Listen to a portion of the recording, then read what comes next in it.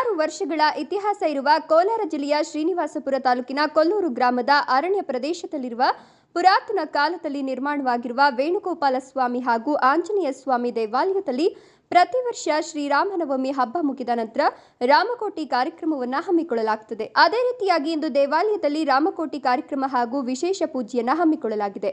ನೂರಾರು ಸಂಖ್ಯೆಯಲ್ಲಿ ಭಕ್ತಾದಿಗಳು ದೇವಾಲಯಕ್ಕೆ ಬಂದು ದೇವರ ದರ್ಶನ ಪಡೆದು ತೀರ್ಥ ಪ್ರಸಾದ ಸ್ವೀಕರಿಸಿದ್ದಾರೆ. ದೇವಾಲಯಕ್ಕೆ ಬರುವ ಎಲ್ಲ ಭಕ್ತಾದಿಗಳಿಗೆ ದೇವಾಲಯದ ಆಡಳಿತ ಮಂಡಳಿಯಿಂದ ಅನ್ನ ಸಂತರ್ಪಣೆ ಮಾಡಲಾಗಿದೆ. ಇನ್ನು ದೇವಾಲಯದ ಅರ್ಚಕರಾದ ಕೇಶವಮೂರ್ತಿ ಮಾತನಾಡಿ, ಸುಮಾರು ನೂರಾರು ವರ್ಷಗಳ ಇತಿಹಾಸ ಇರುವ ಈ ದೇವಾಲಯ ನಿರ್ಮಾಣವಾಗಿರುವ ಸ್ಥಳದಲ್ಲಿ ಊರು ಇದ್ದಂತಹ ಸಂದರ್ಭದಲ್ಲಿ ಈ ದೇವಾಲಯ ನಿರ್ಮಾಣ ಮಾಡಲಾಗಿದೆ. ಕಾಲಕ್ರಮೇಣ ಎಲ್ಲ ಸ್ಥಳೀಯ ನಿವಾಸಿಗಳು ಬೇರೆ ಬೇರೆ ಕಡೆ ವಲಸೆ ಹೋಗಿದ್ರು. ಪ್ರತಿ ವರ್ಷ ಸುತ್ತಮುತ್ತಲ ಗ್ರಾಮಸ್ಥರು ಹಾಗೂ ವಲಸೆ ಹೋಗಿರುವವರು ಸಹ ಕೈಲಾದ ಸಹಾಯ ಮಾಡಿ ದೇವಾಲಯ ಅಭಿವೃದ್ಧಿ ಮಾಡುತ್ತಿದ್ದಾರೆ. ಅದೇ ರೀತಿಯಾಗಿ ಪ್ರತಿ ವರ್ಷ ನಡೆಯುವ ರಾಮಕೋಟಿ ಕಾರ್ಯಕ್ರಮ ದಿನದಂದು ಎಲ್ಲರೂ ಭಾಗಿಯಾಗಿ ಅದ್ಧೂರಿಯಾಗಿ ಕಾರ್ಯಕ್ರಮ ಮಾಡಲಾಗುತ್ತದೆ ಎಂದರು. ಇಲ್ಲಿ ಮೊದಲು ಸುಮಾರು ಒಂದು 7-8 ವರ್ಷಗಳ ಹಿಂದೆ ಸಂಜೀವಪುರ ಅಂತ ಒಂದು ಗ್ರಾಮ ಇತ್ತು. ಆವಾಗ ನಿರ್ಮಾಣ ಆಗಿರ್ತಕ್ಕಂಥ ದೇವಸ್ಥಾನ. ಇಲ್ಲಿ ಕಾರಣಾಂತರಗಳಿಂದ ಇಲ್ಲಿ ವಾಸ ಇರ್ತಕ್ಕಂಥ ಜನರು ಸುಮಾರು ಒಂದು 400 ವರ್ಷಗಳ ಹಿಂದೆ ಪಲಾಯನ ಆಗಿದ್ದಾರೆ.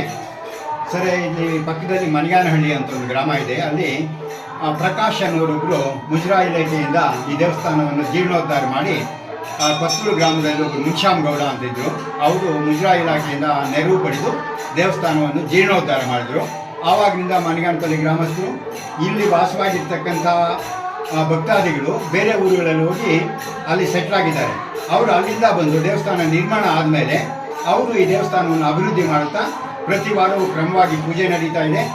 ಇಲ್ಲಿ ಗೋಪಾಲ ಸ್ವಾಮಿ ವಿಗ್ರಹಗಳು, ಸುಂದರವಾಗಿರ್ತಕ್ಕಂಥ ವಿಗ್ರಹಗಳಿದ್ದು, ಅದು ಇಲ್ಲಿ ಯಾರು ನೋಡ್ಕೊಳ್ಳದೆ ಇರ್ತಕ್ಕಂಥ ಸಂದರ್ಭ ಬಂದಾಗ ಬೇರೆ ಯಾರು ಎತ್ಕೊಂಡು ಹೋಗಿ ಎಲ್ಲೋ ಪ್ರತಿಷ್ಠಾಪನೆ ಮಾಡ್ಕೊಂಡಿದ್ದಾರೆ. ಇಲ್ಲಿ ಆಂಜನೇಯ ಸ್ವಾಮಿಯನ್ನು ತಗೊಂಡು ಹೋಗಬೇಕು ಅಂತ ಬಹಳಷ್ಟು ಜನ ಪ್ರಯತ್ನ ಮಾಡಿದರು. ಆಂಜನೇಯ ಸ್ವಾಮಿಯನ್ನು ಎತ್ತಕ್ಕೆ ಬಂದಿರೋರೆಲ್ಲ ಅಲ್ಲೇ ಬಿದ್ದು ಪ್ರಜ್ಞಾಹೀನರಾಗಿ ಅಲ್ಲೇ ಬಿದ್ದುಬಿಟ್ಟಿದ್ರು. ಸರಿ, ಆದ್ದರಿಂದ ಆಂಜನೇಯ ಸ್ವಾಮಿನ ಯಾರು ಮುಟ್ಟಕ್ಕಾಗಿಲ್ಲ. ಇಲ್ಲಿ ದನ ಇದೆ ಅಂತ ಸುಮಾರು ರಾತ್ರಿ ಹೊತ್ತೆಲ್ಲ ಏನೇನೋ ಇದು ಮಾಡಿ ಅದು ದನ ಎತ್ತುವುದಕ್ಕೆ ಬಂದು ಅವರು ಕೂಡ ರಕ್ತ ಕಟ್ಕೊಂಡು ಬಿದ್ದೋಗ್ಬಿಟ್ಟು ಬಹಳ ತೊಂದರೆ ಆಗಿತ್ತು. ಮತ್ತು ಬೆಳಗ್ಗೆ ಬಂದು ಅದು ಅವರು ಮತ್ತೆ ನೀರು ಚಿಮುಕಿಸಿದ ಮೇಲೆ ಪ್ರಜ್ಞೆ ಬಂದ ಮೇಲೆ ಅವ್ರು ತಪ್ಪಾಯಿತು ಅಂತ ಹೊರಟು ಹೋಗಿದ್ದಾರೆ. ಅಂಥ ಒಂದು ಪವಿತ್ರವಾದಂಥ ಸ್ಥಳ ಆಂಜನೇಯ ಸ್ವಾಮಿ. ಆವತ್ತಿನಿಂದ ಇವತ್ತಿನವರೆಗೂ ಕೂಡ ಆ ಒಂದು ಮಂಟಪ ಕೂಡ ಇದುವರೆಗೂ ಬಿದ್ದಿಲ್ಲ. ಆಂಜನೇಯ ಸ್ವಾಮಿ ಮುಂದ್ಗಡೆ ಇರೋದು ಅದು ಕ್ರಮೇಣವಾಗಿ ಪೂಜೆಗಳು ನಡೀತಾ ಬರುತ್ತೆ. ಇಲ್ಲಿ ಅರಣ್ಯದಲ್ಲಿದ್ದರೂ ಕೂಡ ಭಕ್ತಾದಿಗಳು ಬಹಳಷ್ಟು ಜನ ಬರ್ತಾ ಇದ್ದಾರೆ. ಇಲ್ಲಿ ಒಂದು ದೇವಸ್ಥಾನ ಅಭಿವೃದ್ಧಿ ಆಗಬೇಕಾದ್ರೆ ಮೂಲವಾಗಿ ನೀರಿನ ಸೌಕರ್ಯ ಇಲ್ಲ. ನಮ್ಮ ಮನಿಗಾನಪಲ್ಲಿ ಗ್ರಾಮಸ್ಥರಾದಂಥ ಶ್ರೀಮಾನ್ ಆಂಜಪ್ಪನವರು ಅವ್ರ ಬೆಳೆಗಳಿಗೆ ಕಮ್ಮಿ ಆದರೂ ಕೂಡ ನೀರನ್ನು ಕೊಟ್ಟು ದೇವಸ್ಥಾನವನ್ನು ಅಭಿವೃದ್ಧಿ ಪಡಿಸ್ತಾ ಇದ್ದಾರೆ. ಮತ್ತು ಮನಿಗಾನಪಲ್ಲಿ ಗ್ರಾಮದವರಂಥ ನಾರಾಯಣಪ್ಪ ಅವರ ಅಣ್ಣತಮ್ಮಂದಿರಿ ರಾಮಕೋಟಿಯನ್ನು ಸುಮಾರು 17 ವರ್ಷಗಳಿಂದ ಮುಂದುವರಿಸ್ಕೊಂಡು ಬಂದಿರುತ್ತಾರೆ. ಅದಕ್ಕೆ ಎಲ್ಲ ಗ್ರಾಮದ ಭಕ್ತಾದಿಗಳು ಸಹಕರಿಸ್ತಾ ಇದ್ದಾರೆ.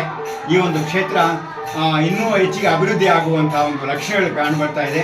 ನಿಮ್ಮಂಥ ಒಂದು ಪತ್ರಿಕೆಯವರಿಂದ ಇನ್ನೂ ಬಹಳ ಅಭಿವೃದ್ಧಿ ಆಗಬೇಕು ಅಂತ ನಮ್ಮ ಬಯಕೆ. ನಮ್ಮದು ಮನಿಗಾನಹಳ್ಳಿ. ಇಲ್ಲಿ ಪ್ರತಿ ವರ್ಷ ರಾಮಕೋಟಿ ನಡೆಯುತ್ತೆ.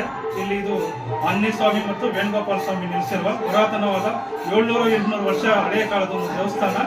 ಇಲ್ಲಿ ಪ್ರತಿ ವರ್ಷವೂ ರಾಮಕೋಟಿ ಅನ್ನೋದು ಬಹಳ ವಿಜೃಂಭಣೆಯಿಂದ ಮಾಡ್ತಾ ಇದ್ದೀವಿ. ಸುತ್ತಮುತ್ತಲಿನ ಗ್ರಾಮಸ್ಥರು ಮತ್ತು ಎಲ್ಲ ಸೇರಿ ಪ್ರತಿಯೊಬ್ಬರು ತಮ್ಮ ದಾನ ಧರ್ಮ ಕೊಟ್ಟು ಇಲ್ಲಿ ಎಲ್ಲ ಸಹ ನಾವು ಮಾಡ್ತಾ ಇದ್ದೀವಿ. ಅದೇ ರೀತಿಯಾಗಿ ಇನ್ನೂ ಮುಂದುವರಿಬೇಕು. ಇಲ್ಲಿ ದೇವಸ್ಥಾನ ಅನ್ನೋದು ಇನ್ನೂ ಕೆಲಸ ಕಾರ್ಯಗಳು ನಡೀತಾ ಇದೆ. ನೀರಿನ ವ್ಯವಸ್ಥೆ ಆಗಲಿ, ಪ್ರತಿಯೊಂದು ದೇವಾಲಯಕ್ಕೆ ಬೇಕಾದಂತಹ ಸೌಕರ್ಯಗಳು ಇನ್ನೂ ಎಲ್ಲ ಜನರು ಬಂದು ಇಲ್ಲಿ ಭಾಗವಹಿಸಿ ತಮ್ಮ ಆದಷ್ಟು ದಾನ ಧರ್ಮವನ್ನು ಮಾಡಿ ಇಲ್ಲಿ ಕೆಲಸಗಳನ್ನು ಮಾಡ್ತಾ ಇದ್ದಾರೆ. ಅದೇ ರೀತಿಯಾಗಿ ಇನ್ನೂ ಸ್ವಲ್ಪ ಪ್ರತಿ ವರ್ಷವೂ ಇದಕ್ಕಿಂತ ಇನ್ನೂ ಹೆಚ್ಚಾಗಿ ಜನ ಬಂದು ಇಲ್ಲಿ ದೇವರ ಒಂದು ನೋಡಿ ಅವರಿಗೆ ದೇವರ ಒಂದು ಕಾಪಾಡಲಿ, ಅವರ ಕಷ್ಟ ಸುಖಗಳನ್ನು ಅವ್ರಿಗೆ ಇದು ಮಾಡಲಿ ಅಂತ ಹೇಳ್ಬಿಟ್ಟು ನಾನು ಕೇಳ್ತಾ ಇದ್ದೀನಿ. ಜೈ ಹಿಂದ್.